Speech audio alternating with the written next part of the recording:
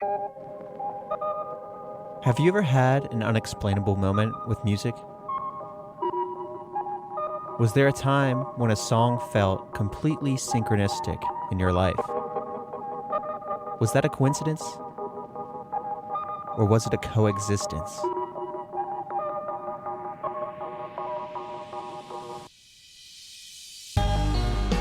Today, I invite you on an extraordinary journey into the realm of harmonious encounters where music and spirituality intertwine. Join me as we unravel this deep and mystical connection between those two things, music and spirituality.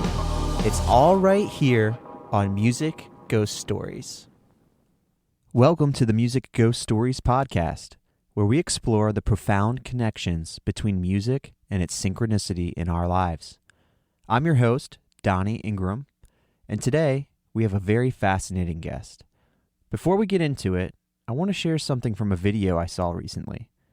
Listen to this audio carefully. Hello.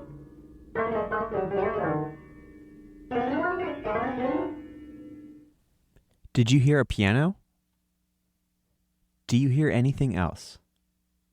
I'll play it again. Hello.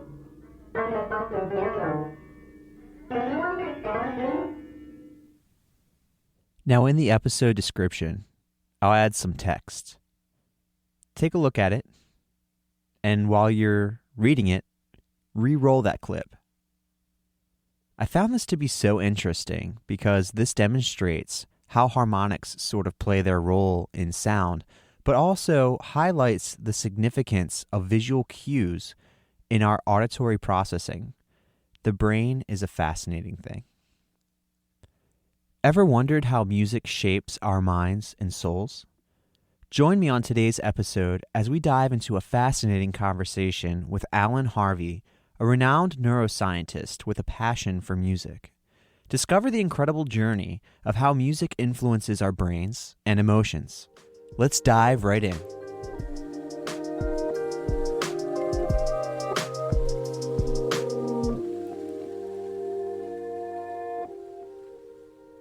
Alan Harvey, welcome to the Music Ghost Stories podcast. Thank you. You want to tell the listeners who you are and just give an introductory about you? Well, I was born in London, in the UK. I did my undergraduate degree at Cambridge and then did a PhD at the Australian National University in Canberra, here in Australia. Did postdocs in the United States and then came back to Australia. And I've actually been now at the university here in Perth, University of Western Australia, 40 years this month. My training was in physiology, neurophysiology, which was a fantastic grounding, I think, in neuroscience. And then I did a lot of work on transplantation, trying to put new cells into the brain to connect up with the nervous system. And then did 2 decades worth of gene therapy, looking at trying to save nerve cells from dying after they're injured. Throughout that whole sort of life, I've been in muso, so I was in choirs at school. I played in a folk rock band at university, which, by the way, we made an album that is still available on Amazon, and played in some folk groups. I was in the Seattle Symphony Choir when I was in Seattle. Played with a dear friend in Charleston for a couple of years. I've been in a cover rock band playing keyboards here in Perth, and I'm now singing with the Symphony Choir. And I'm in the process of trying to make an album. That's a project for this year. So yeah, I've got 2 sons and a wife, and I live in a nice house, and Perth is probably the greatest city in the world. I'm in my 70s now and still active, and music is still an important part of my life. And getting a message out about the power of music for good is really my life's work from now on. Music for the power of good? What do you mean by that exactly? Because when modern humans evolved language and articulate speech, we became more and more aware of our own individuality. And the words and language allows us to mentally time travel, as a colleague of mine has said. So we can think about the past. We can also project forward into a time when we know we won't exist. And that's, for all of us, quite that notion of there'll be a moment when everything that happened didn't happen. That notion of mortality and individuality, one of the things I've suggested is that the sort of music language or proto-language that we had before we finally evolved into cognitively modern humans split into language and articulate speech, but also we kept a lot of the other elements of that and focused it down onto music. And the primary driver of music and communal music making is to drive social interaction, empathy, altruism, cooperativity, to get people to work together. And as I've said in a TED talk, anyone who plays music together or sings in a choir together or dances together forgets about their 24/7 rubbish. The organism suddenly enlarges and becomes different. It becomes an interactive joy where you're sharing this rhythmic and melodic experience with a whole bunch of others in a way that no one's ever found the words to explain it, because the words don't actually work. One of the quotes in my book was from a wonderful songwriter who died far too young called Nick Drake. And if anyone's never listened to Nick Drake, they need to go and listen to him. And one of the lines, heading of a chapter, is, if songs were lines in a conversation, the situation would be fine. Bernstein said music names the unnameable. And Mendelssohn, the composer, said in a letter, if I could explain in words what I do when I'm writing music, I would stop writing music. So it's this extraordinary sort of bonding agent, but it's a bonding agent that essentially, I believe, in its first instance, was driving pro-social, cooperative, empathic interactions where the group's benefit sometimes actually superseded the individual's needs. What they call the icebreaker effect. Yeah, now that's from the Oxford group. That's a nice word that they used. So again, there's been many different groups over the years talking about the pro-social aspects of music making. Those particular individuals were looking at a peptide called endorphin. I've been pushing a lot recently for the involvement of another peptide called oxytocin that listeners may have come across. The paper I've just written on pain and why music reduces our perception of pain, when I did a deep dive on that, I discovered actually that oxytocin and endorphin, they interact both peripherally and in the brain itself. So the receptors that they use in the brain actually interact with each other. And it turns out that oxytocin interacts with the receptor for the endorphins. There's another one called dopamine, neurotransmitters or neuromodulators. I don't think any of these are really working independently. But music, I think, seems to have a capacity for enhancing all of these things in a way that gives you what can be termed the psychophysiological outcomes of being involved in music making. It's funny though, because I'm in this point where my son's very young, and I think the relationship between him and his mom, isn't there a lot of oxytocin that happens with that relationship? Absolutely. So when I was at university, we had some really good reproductive biologists. In fact, the people that taught me were the people who were involved in the first test tube baby. So that's going way, way back. Essentially, oxytocin was talked to us as being released because it helps with uterine contractions during birth. It is important for making lactation, to make milk for the babies. But it's also in all mammals, it's important in bonding, affiliative interactions. Even rats and mice have oxytocin, and you can mess with the receptor in those animals and alter the way that they interact with their pups, for example. And if you mess with the oxytocin receptor later on in life, in mice, for example, you can interfere with their social learning capability. So it's clearly an important player in affiliative bonding, in helping to drive interaction, pre-verbal communication between the humans, at least. I mean, I'm not saying mice talk, but those sorts of bonding and attachment types of things. But it's still important later on. In the paper that I wrote several years ago now on, if you put oxytocin into the nose in a nasal spray, sometimes it actually makes antisocial behavior worse, which is a little bit mysterious. But overall, what happens is that it actually encourages cooperation, group bonding, within group interaction. If you give it to women, they find men more attractive, for example. So I don't know why there's no pharmaceutical company out there doing that. But anyway, so to me, it's absolutely clear that its role in attachment during early life, you could almost argue that music in humans has hijacked that system as a way of helping to drive, as I've talked earlier about, this empathic, social, cooperative nature. And in fact, not enough's been done on oxytocin, in my opinion, in communal music making. Several papers claim that oxytocin is increased. There was one paper in particular that suggested, or had data that suggested, that if you got a group of singers together to read the notes on a piece of paper following a score and measured their plasma levels of oxytocin, and then you got the same people to improvise, that's when the oxytocin went up. Now, any listeners who've actually improvised together in bands like we did at university knows that whole process of improvisation requires you to be cooperative and listen to what everyone else is doing, because it doesn't work otherwise. It just cannot work. You cannot do your own thing if you're trying to make something up as a group. It's not possible. Right. So that to me is an interesting observation, but there's very little data. And the other problem is, as I wrote in that paper and this new pain paper, is that measurement of oxytocin is really tough, according to the people who are specialists at it. And it depends what time of day you do it. It depends what you've been doing in the hours beforehand. It depends whether it's male or female. It depends how old you are.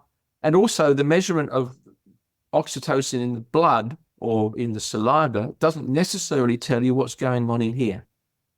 And it's the same with endorphins. It's a really tough call right now because there's no real measure of measuring these peptides in real time in the brain. You can kind of measure receptor occupancy, for example, in other words, to what extent there are receptors available for the beta endorphins. But even that's subject to some controversy. So the underlying physiology of these things is still to be sorted. And I guess all one can hope to do as someone who's, in a sense, not doing the work, but as an observer, accumulating and trying to knit together patterns, is hopefully you can point to what needs to be done, or perhaps what should be done next to help define how these things work. But overall, there's no doubt that if you actually, I've just, as I say, just joined the symphony chorus, and you get to know people quite quickly. And that's what that icebreaker effect is all about. They did psychological studies and found that people really got to know each other and trusted each other much more quickly if they were singing next to each other than if they just met around a table. And in a sense, if you think about the underlying physiology of all of this and the underlying evolutionary biology of all of this, it's a no-brainer, if you pardon the pun. It's just, nothing else makes sense. So oxytocin can be responsible for how we are socially as a species. I think endorphins are also important in all of this. And also dopamine is very important because of the reward nature. The fact that music making is also rewarding. And the other feature about music, communal music making or making music, is it's this capability of prediction. So in terms of, for example, dance, when you're dancing with other people, supposing you're in a dance troupe, we went to see recently a stage show of Mary Poppins. That was fantastic. But there was about a 5-minute tap dancing routine and about 10, 12 guys or 15 guys. It was astonishing that they were so in time. Now, the only way you can synchronize that is you can't actually synchronize after the fact because you'll be too late. So you have to predict the movements and the patterns, right? They have to be entrained, but they have to be predicted so that you're in time. Because if you wait for somebody else to do something, it's no good. The same is in singing, choral singing, or playing musical instruments. So the predictive nature of this sensory motor coordination is really important. And there's a lot, I'm not an expert in reward, but the structure in the brain that's important is called the locus ceruleus. And most of the reward, whether it be addiction, gambling, eating chocolate, having sex, enjoying a piece of music together, essentially they all funnel into this region using different access points. And most of them seem to be working through this transmitter called dopamine. But my understanding is that a lot of the reward is the satisfaction of actually achieving what you set out to achieve. That's the reward. So if you hit a good golf shot, you go, yes, I've hit 1 out of 100. If you hit a good tennis shot, yes, I've hit 1 out of 400. So it's the achievement of that expectation is the reward that comes with all of that. And so in the same in music and movement and dance, it's essentially the same thing, I think, that the ability to sing in time or in harmony with other people You have an expectation, your prediction of doing that. You set all your musculature up to do that, and it comes out. And you think, yeah, what a buzz. That's a serious buzz. Real quick, did you know that Music Ghost Stories has a group on Facebook? You can join and share any coincidences that you've experienced involving music in some way. We want to hear your story and how music has played a synchronistic role in your life. So, with each episode right here on this podcast, there's a description, and there's notes involving each episode in some way. I try to put things that are unique to the episode, like a playlist of the songs that are referenced, for example. But also, you'll find the link that takes you to that community on Facebook. Check it out, click it when we're done, and I'll meet you over there. All right. So what I'm wondering, and I think you'll have some good insight on this, how do you think music achieves this unique connection to our inner, deeper selves, the emotional response to music? That's been troubling people for a long time. There are whole books on this. And one of the problems is that the nature of the music that you listen to is not necessarily reflective in the emotional consequence of listening to that music. There's a lot of, I'm sort of sidestepping this a little bit, but there's a number of papers looking at why is it that music that is in the minor key, for example, and I'm talking really now in terms of music in the last several hundred years, but my interest a lot of it is to do with what was music like 70, 80,000 years ago. When we first, I think, needed it as a counterweight to this new language system, this new articulate speech system. But if you think about the last several hundred years, when we listen to music that's in a minor key, it can sometimes make us very emotionally charged and not sad at all, but almost gloriously happy in the sadness of it all. And it's very odd. But certainly when I listen to some classical music, I can listen to Rachmaninoff, and it's incredibly melancholic music, but it's heartwarming and it makes me feel good about it.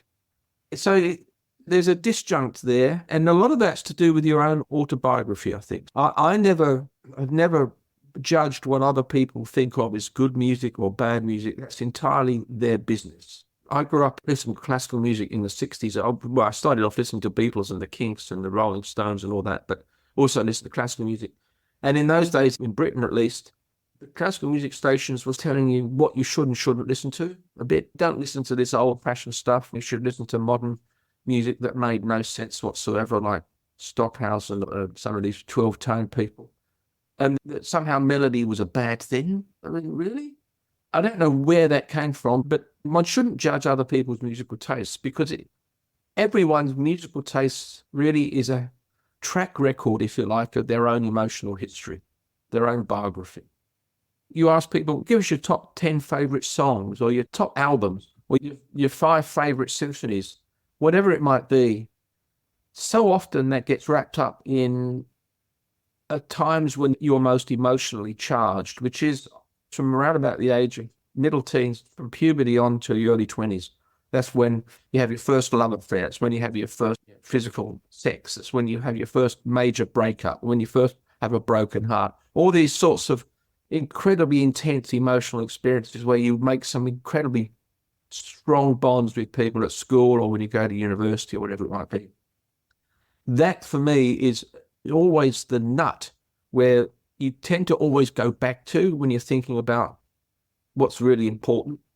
But everyone's history is different and everyone's song is different. And in the end, that becomes really important later on in life in terms of music therapy, because there's no question whatsoever that in things like dementia and Alzheimer's disease, where people are using music to try and unlock in people's memories, the sort of thing that Oliver Sacks talked about in his book, Musicophilia, for example, which is worth a read, by the way. It always has to be what's relevant to the person with the dementia. It has to be something that unlocks a memory that is relevant to their autobiography. It might be a tune that was played when they got married. It might be a song that was their favorite when they were first going out with who became their life partner. It could be any of those sorts of things. So the family has to give a good sense of what's important to that person, and that will unlock them. I've actually been helping out a guy here in Perth who's trying to get funding. He's from Italy, and they're very interested because Australia is a country of migrants, and there's a lot of Italian migrants who came to Australia after the Second World War. And they came from all over Italy. And if you don't know, then Italy has a whole vast range of different dialects. Rather like England, if you go to UK, there's Scottish, Welsh, Scouse, Liverpool, Cockney, there's West Country. And it's the same sort of thing in Italy. So one of the things that he's trying to do is to go to people who are not completely demented. So these are people who have been shown to be, on the decline. And while they're still capable of these interactions, he's actually finding out what village they came from and what dialect they spoke, and then getting them with him to create a new song in that specific dialect, which brings joy to the person who's gradually fading away from comprehension. But it also brings enormous joy to the family because they will eventually have this new piece that's relevant to their grandma or whatever it might be, that was created while this person was still interacting in a way. It's just a fantastic idea, because the other thing I think that's so important about this is that the caregivers get 5 or 10 minutes of time with these people when they're like normal. The interaction is normal. Now, one of the things I want to do, I'd love to be able to do if I live long enough and I've got enough energy, is to try and understand what is it that, does music have what I've called in the book the gold pass to memory recall? Why is that? Why does it do it in a way that prose wouldn't? Maybe it would, but music seems to do it even better.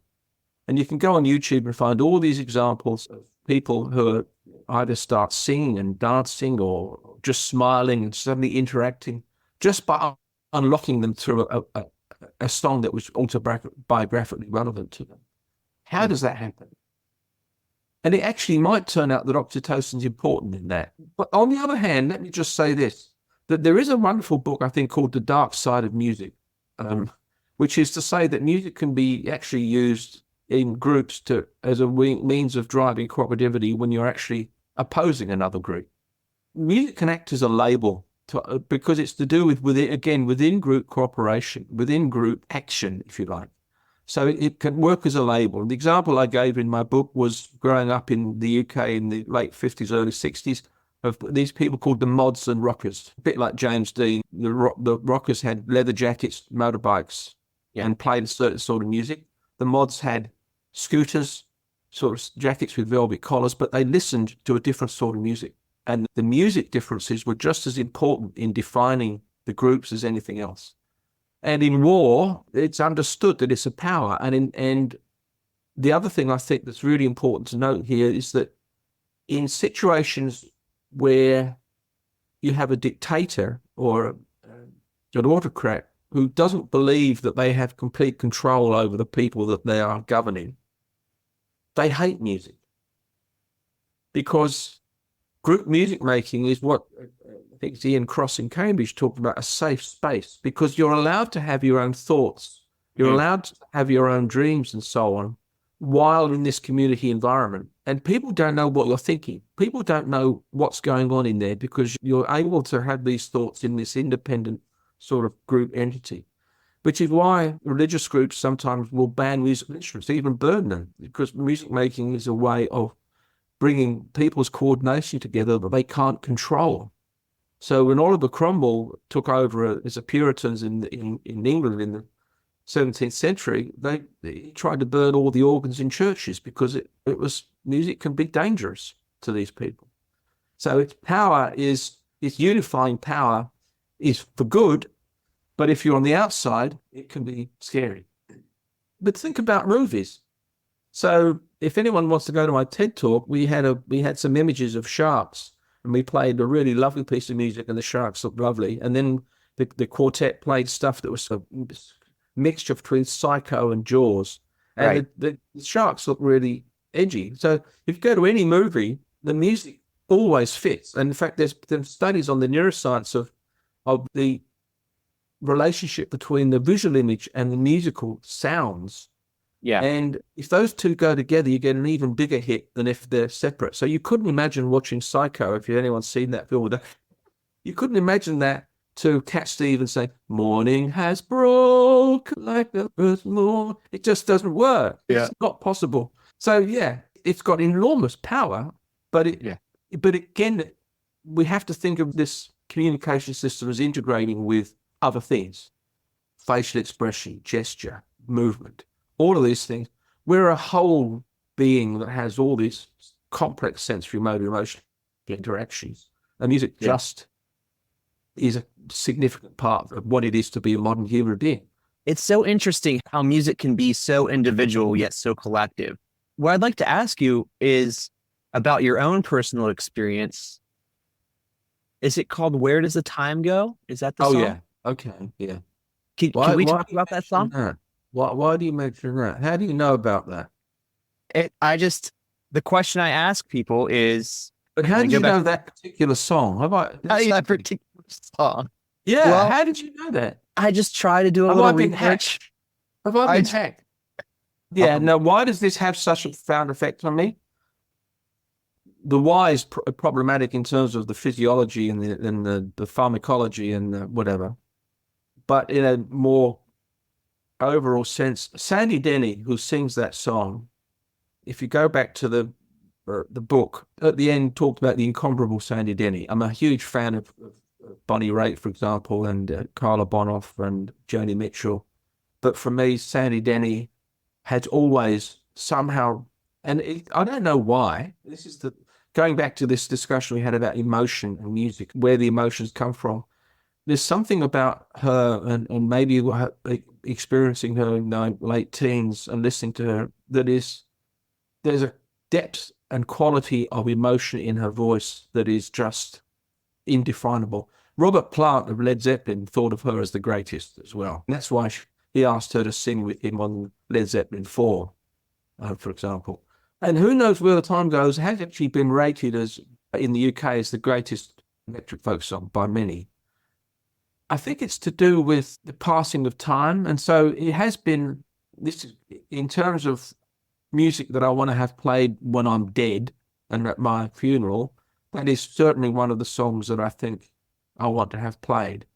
I won't hear it again, and that makes me incredibly sad that I won't be in a situation, assuming there's no afterlife.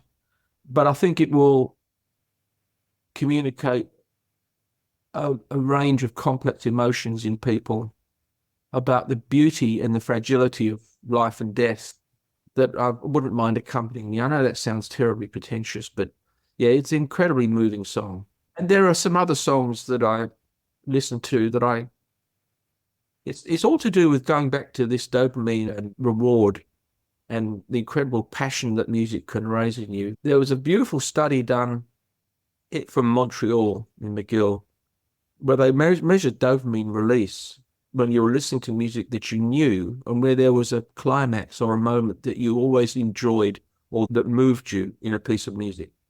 And they measured the dopamine, and at the moment when that moment arrives in the piece of music, there's this huge dopamine spike in that region of the brain where the locus coeruleus is, which is this, yes, I've hit it again. So I don't know whether anyone out there has a particular song or a particular riff or a particular moment that you know every time you hear it, no matter what you think, a tear's going to roll down your cheek. Who Knows Where the Time Goes moves me a little bit like that. There's a Bonnie Raitt song, I Can't Make You Love Me, which is just, it's just astonishing. Last Sunday, we went to a really lovely concert in the Governor's Ballroom here in Perth, and it was an opera by an English composer called Henry Purcell, written in 1680 something, called Dido and Aeneas, one of the first great English operas ever written. And she becomes enamored with Aeneas, and they make all sorts of promises, and then he gets fooled by some evil people that he has to go back to save Troy, and therefore he breaks his vows, and she's shattered and says, "Go, you've betrayed me." And there's this aria called When I Am Laid to Rest. And there's this line in there about when she says, "Please remember me after I'm gone." And I knew that I was going to burst into tears. because every time I've ever heard it. And it's getting back to who knows where the time goes. I guess if someone played that one, a funeral, I'd actually probably come out of the box and start crying. It would be that much of much of an impact on me, really. Wow. Again, it's incredibly personal, but I think we all, if any of us out there love music, we all know that piece or those pieces that will hit you, and that's really good for you. I think that incredible burst of emotion is really good for the body. I think it's good for the immune system. It's good for just withdrawing from all the stresses and strains, because you're so focused on this extraordinary power, emotional outburst, that I don't think does you any harm at all. Interesting. When I first started researching music therapy, it seems positive music, happy music, upbeat. But I almost wonder if the music that you said unlocks maybe a memory. I wonder if it also unlocks that deep inner emotional response that could be healing in some way. I think there's no doubt about that. That's why I think I said earlier that, for example, the use of music in pain therapy, the general consensus seems to be that, and all the studies would seem to show that the patient has to pick the music that's relevant to them. It's chosen by the clinician, or if it's just imposed by the experimenters, the effects are nothing like as powerful.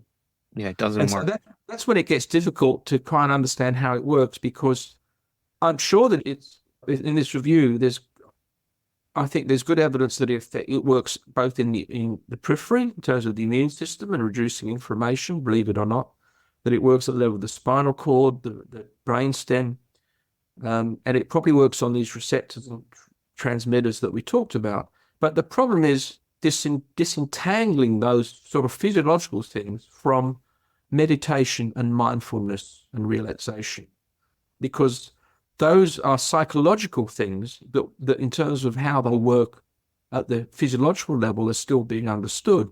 But there's clearly an intersection between them and this other kind of underlying physiology about music reducing the sensation of pain. That's what I had to grapple with in this review. It's a very difficult thing to write. But I think even raising those issues is useful, because I think it's working at multiple levels. And that's an extraordinary thing for something that's just coming through your ears, just vibrating the eardrum. That's all it's doing, vibrating the eardrum. And then look what happens afterwards. It's mind-boggling is what it is. It's just so beautiful. And it's so human that you can't help to just want to know more and appreciate, again, its power, its unique power. I suspect, and again, going back to what I wrote, that it was also had unique power in how we evolved as well as driving the various aspects of interaction and cooperativity that were really important in the early days of evolving modern humans. Now, of course, that's not to say that it was the only thing, because it's clear that speech and language were the keys in driving cognitive development in terms of planning ideas, thoughts, the generative kind of way of thinking about things. Language is key to that. And there's some good evidence, I think, that intelligence genes were the ones that were being selected for, not how good looking you were, but clearly early on in human evolution, if you were a good communicator and you could pass information on across generations, which is clearly what was the accelerating power of language and music. As Richard Dawkins wrote, the moment that language allowed us to communicate across generations, evolution was never the same. It's not the same. It just accelerates, because you start selecting on what he calls means. You start selecting on cultural information about how do you do this, how you do that. All this then gets passed down across generations and communicating in a way that just keeps being accentuated across generations. So that's clearly the driver of modern cognitive evolution. But my thesis always is that alongside that, you had this other communication stream, which is music and dance, that was there to make sure that during this cognitive explosion and this explosion of individuality, that we still had this harmonious communication system that helped us work together and cooperate together, and all the things I've said earlier in this session. It's interesting to try to zoom out and think about that, because you're referring to estimated how many tens of thousands of years ago. Yeah, well, that's, again, these are all guesswork, but the people that you talk about the icebreaker and others think of language evolving very slowly. I actually think, along with some others, that the explosion of modern human beings and the genetics would suggest that this is all within the last 100,000 years or so. Right. So from an evolutionary point of view, it's massively fast. And we know that there are these things called human accelerated genes, so that there are certain genes that are mutating faster than perhaps we should expect. And a lot of those are in the frontal cortex, involved in thinking and creativity, which makes sense. I have an ex-graduate student in Holland who's working on some other elements of things that are different in the human genome from any other animal, in terms of the way that there are sequences that are being repeated, and they're trying to understand what the evolution significance is of these repeat sequences in certain genes in terms of accelerating intellectual and communicative human capabilities. And the other thing that's come into play now from a genetics point of view is epigenetic regulation. So we know that we've only got a couple of thousand genes that make proteins, and that 98% of the genome or something is not, what is it doing? They're involved in controlling the other ones. And at the same time, there's all these environmental influences that come in to determine whether a gene is turned on or turned off.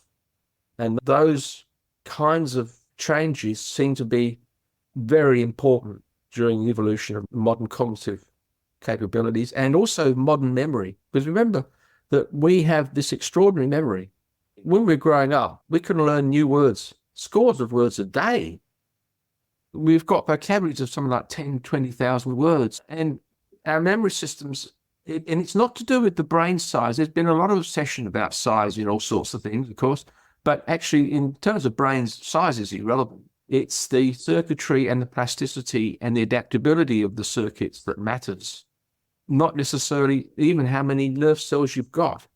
See, some of the most brilliant minds in the world had quite small brains. And what does that matter? It doesn't mean anything. Yeah. It's that plasticity that's key to all of this. And the brain knows how to prioritize it too, it seems. You know? Hopefully. Right. Oh, that's another thing that's interesting about music. Is the other thing that you haven't gotten to yet is about the power of music training and education. Oh, I'd love to talk about that.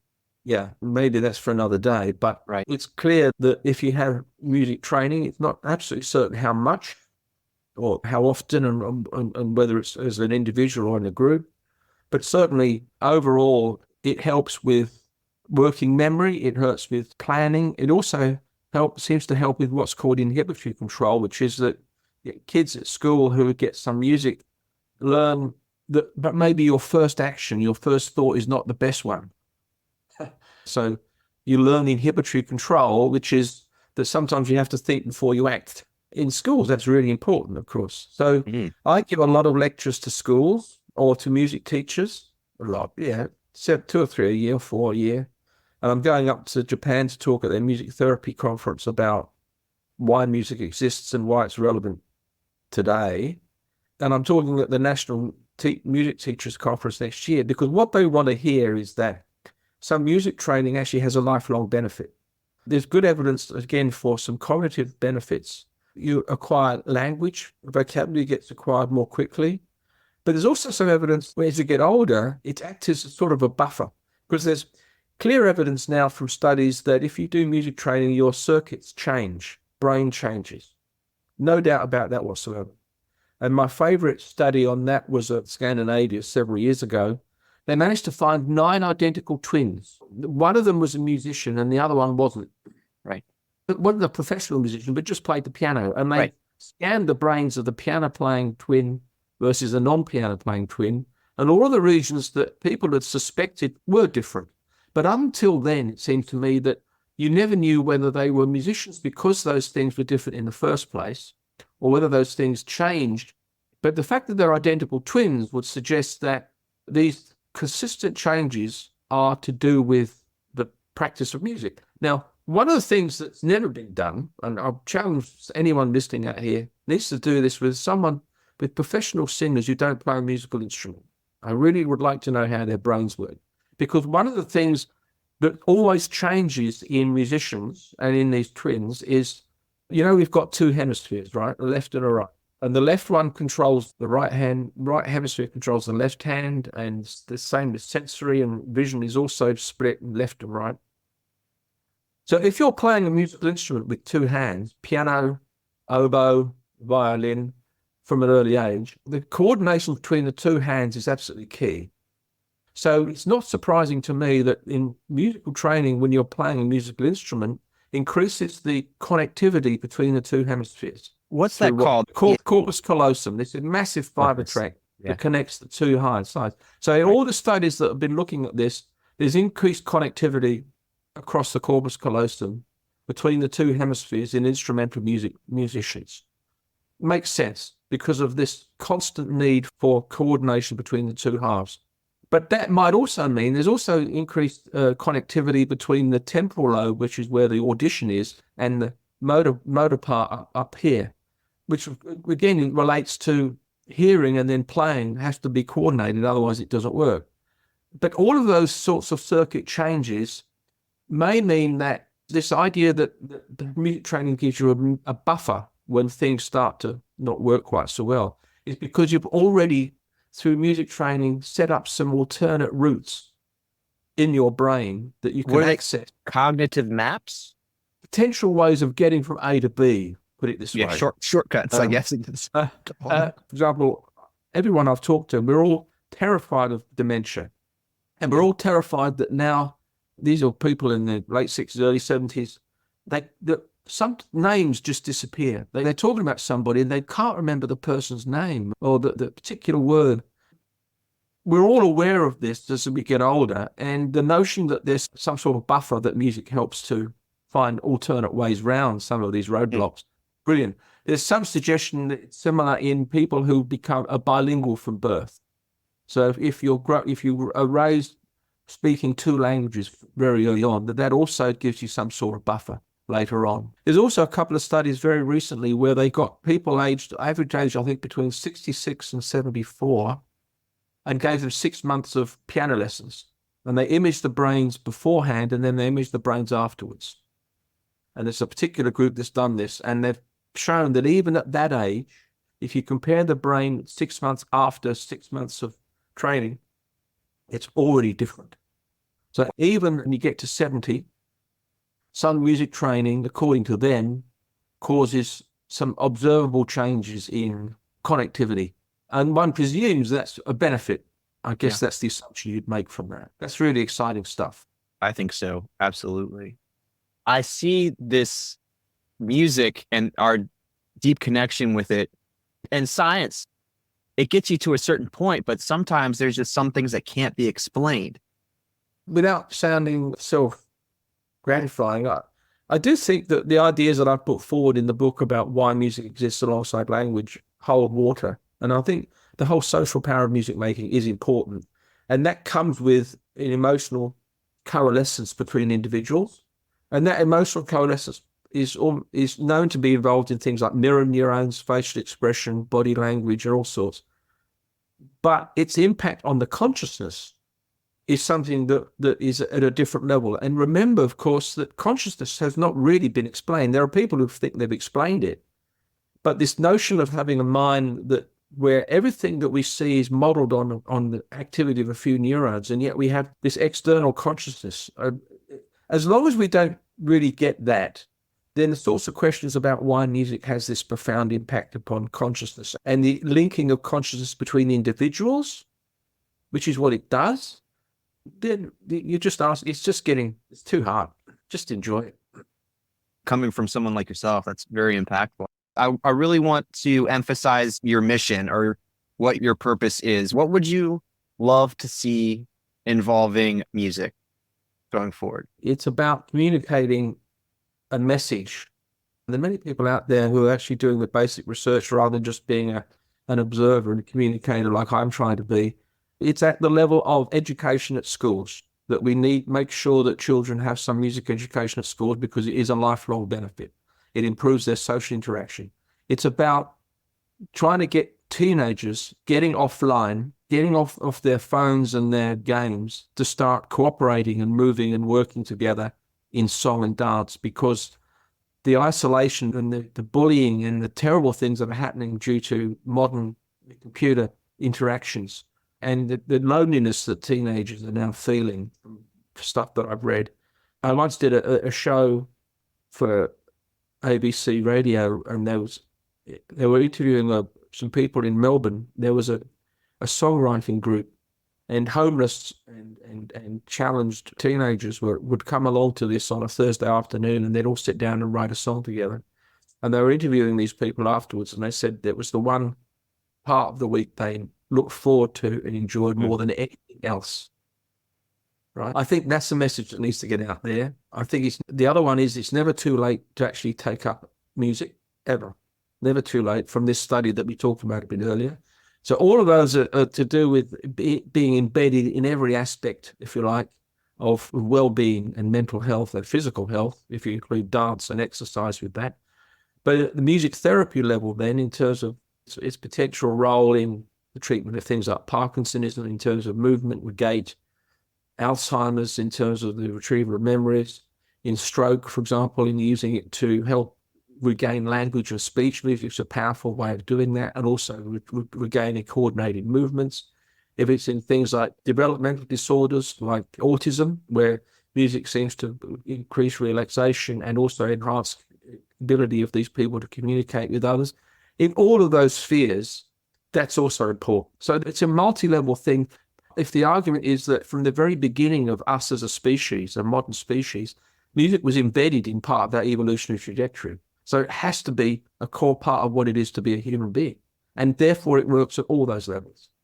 If you look at the extraordinary scenes in relation to this idolization of Taylor Swift, which is extraordinary, it's about the emotional power of her songwriting, it seems to me. There's also, she's a very lovely looking woman and the shows are fantastic and all that.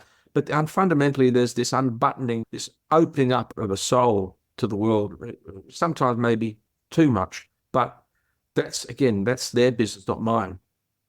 So the young kids are tuning in to this extraordinary communicative power that music has, but communicating thoughts and language through the medium of the music carrier, as it were. And that's all good. If it means that they also get this positive energy out of it and a positive attitude towards living, and it helps them to get over their own emotional heartbreaks and their own sense of loneliness or isolation, that's all to the good. We're all in this together. We're all in the same. We're all playing the same notes. I really respect that message. Music has a lot of positive things to offer, and you have so much extensive knowledge on this. That's something that I'm really craving. I really look forward to absorbing so much of this. I was reading your book and I said, I wonder how many, I do a lot of pro audio. I said, I wonder how many audio engineers actually know how the human ear works, because I didn't know our inner ear was almost like a stringed instrument. It's actually even more, okay, we'll go to this because I'm just writing a piece at the moment with these colleagues, actually the same people that wrote that thing on icebreaker stuff. I'm actually writing this paper with him and another ex-colleague who's now back on the UK on harmonicity. Where does harmonicity come from? We sing in harmony and we sing in octaves and all this sort of thing. Where does octave equivalence come from?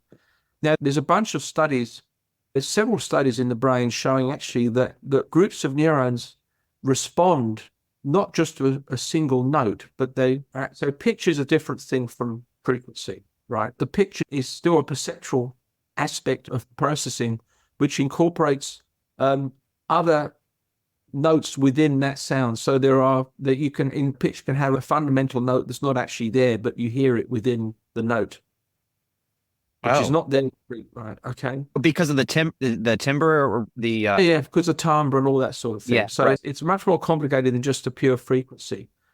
And there are clusters of nerve cells that seem to respond in what's called chroma, pitch chroma, which is to do with the quality of the pitch rather than the actual frequency. And it looks like they're capable of responding to frequencies that contain within them, not all of them, an octave. And so there's evidence that this octave generalization is already built into the system. Now, that this has been huge. This is another story that I'm not qualified. You should talk to my friend Nick Bannon about this, although he'll ramble on even worse than me. Sorry, Nick.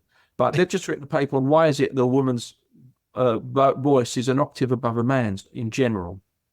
Right. So there's something fundamentally intrinsic about that. The reason I'm mentioning that is because one of the things that I've introduced into this paper we're writing is actually the cochlea, which is where everything's processed. So you talked about the basilar membrane, which is where all the receptors are sitting, and it goes from there's a frequency map along that membrane. That's what you get taught in part 1 auditory physiology. And that then gets transported in what's called an auditory or tonotopic map through all the relays up to auditory cortex. And then everything that you hear after that is somehow, again, based on vibration of the eardrum, which is, just think about that. So I tell people while giving lectures, so if you're an orchestra, if you listen to an orchestra and you're reasonable, you can pick out the clarinet, the oboe, the flute, the bassoon, the cello, the double bass, the violin, the trumpet, the trombone, the percussion, but it's still only one eardrum that's vibrating. How do you do that? Isn't that crazy? How on earth do you do that? But as it may, it turns out that the external auditory system is not linear. So there's all sorts of non-linear processes in there that relate to the vibration of the hairs. And so you've got the fundamental frequency, but there's already distortion in the cochlea itself, which means that there's a signal coming from the cochlea due to the way that the basilar membrane vibrates, which is an octave above what's called the F1, which is a doubling of the frequency, and it's an octave.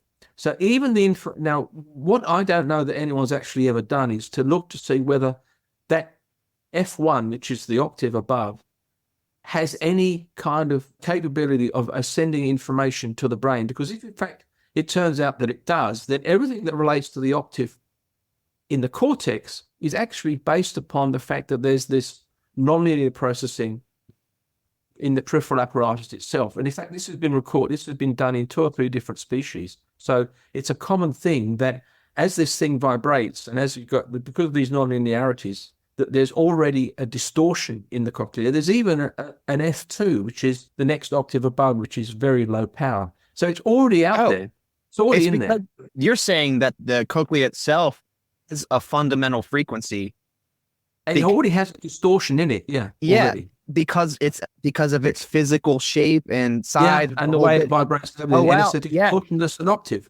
I've just added that to this review and actually a commentary on another paper because I haven't really seen that. Everyone seems to assume it's all cortical, but maybe, just maybe, there's actually an element that comes from right out of the periphery that is there's an influence in it. Now this has not been talked about anywhere in the world before, as far as I can tell. So you've got a scoop here, maybe. I'll have to do an episode on this, on just how the human ear works, because it's mechanical, it is chemical, it is electrical. It's not, but it's also not entirely passive.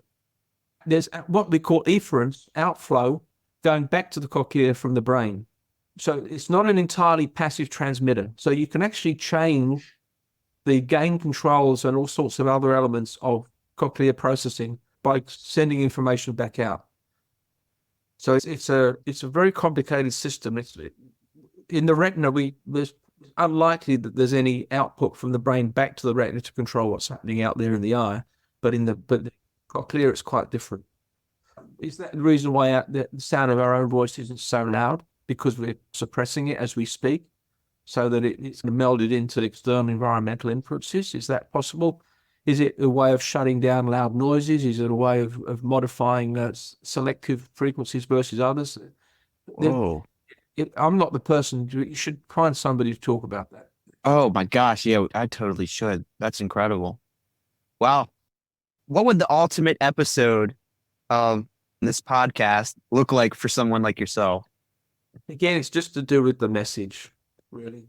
And the more people that look at things, the sort of thing that you're doing, and more power to you for doing this, the better. If it's communicating all of the things that I said about its role from early childhood all the way through to old age, and then both in normal aging and in abnormal aging, in normal people and in disease, if people can understand that, and the individuality, that the important element of loving what you like yourself right? Rather than worrying about what somebody else is liking or whatever. It's up to you. It's in your own soul, as it were. Then if that message just gets out there and it's to do with getting people out to communicate, to interact, and this happens, people go out to dances and raves and all sorts and understand all of this, that this isn't just a byproduct. It's not just something that is a leisure time. It's a fundamental aspect of what it is to be a human being, as I said before, and that we should grasp it. And I guess the ultimate thing is we should persuade governments, we should persuade businesses, we should persuade philanthropists and entrepreneurs that this is such a core part of what it is to be a good human being, that it's worth investing in. It isn't a waste of time. So I was sitting next to someone in a choir thing the other day. We were helping out some new conductors, and she teaches at one of the local schools. And she specifically said, would I come and talk to the parents? Why would I talk to the parents? Because they want to get more music in the school, but they want to be able to persuade the parents that it isn't wasting their children's time. That's a good message. I agree with your message. You've definitely given me a lot of material to advance in this endeavor. So I'm really grateful for that. And I appreciate your time just speaking to me on this topic, because I think this is sort of my calling right now. I don't know where it's going to take me, but I'm sailing. So I appreciate you being part of this journey. Go for it. I'll put some wind in those sails for you. Don't worry about that. I appreciate that. Thank you so much. You're very welcome. Have a good evening. All right. Thank you. I'll see you. Cheers. All right. Bye-bye. Thank you for joining us on this enlightening episode of Music Ghost Stories. Alan Harvey has given us so much to ponder about the power of music in our lives. Remember, music is not just a byproduct. It's a vital part of what makes us human. Together, we can take on this mission to celebrate and advocate for the transformative impact of music. Stay inspired, and let's keep the world a beautiful place through the harmony of souls. Until next time, everyone, keep listening.